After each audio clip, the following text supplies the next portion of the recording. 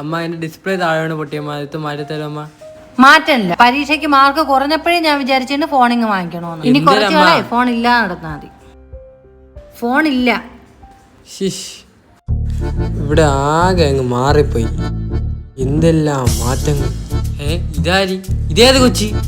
ഇത് ശ്രുതി ചേച്ചിയുടെ കൊച്ച്. ശ്രുതി ചേച്ചി പെറ്റാ? ഇല്ലടാ, ആകാശത്തുനിന്ന് പൊട്ടി വീണ്. മക്കളിങ് വാ. ഓ, ഈ കൊച്ചു ലോകത്ത് എന്തിനൊക്കെ സംഭവിക്കണ്. അമ്മ ഞാൻ പോണേ. നീ എവിടെ പോണത്? ഡാൻസ് ക്ലാസ്സിന് പോണ്. അതെന്നോട്ട്? ഞാൻ കുറച്ചാളായിട്ട് പോവേ തന്നെ. ഇതൊക്കെ എന്നടേ? മക്കളിനെ ഒറ്റയ്ക്ക് വേണ്ട, ഇനി ചേട്ടൻ കൊണ്ടാക്കാമേ. അമ്മ ഡാഡി ഇപ്പൊ ജോലിക്കൊന്നും പോലെ, ഫുൾ ടൈം ടി വി മുമ്പ് തന്നില്ല. അപ്പൊ അച്ഛന് വയ്യാതായെന്നും അറിഞ്ഞില്ലേ? ഇല്ല, എന്തിനു പറ്റി?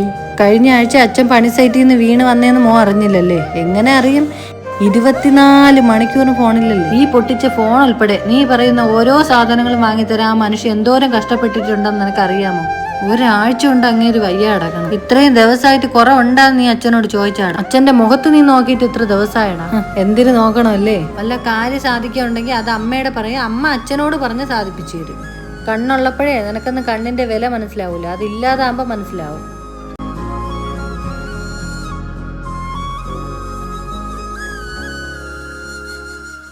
ഹൃദയം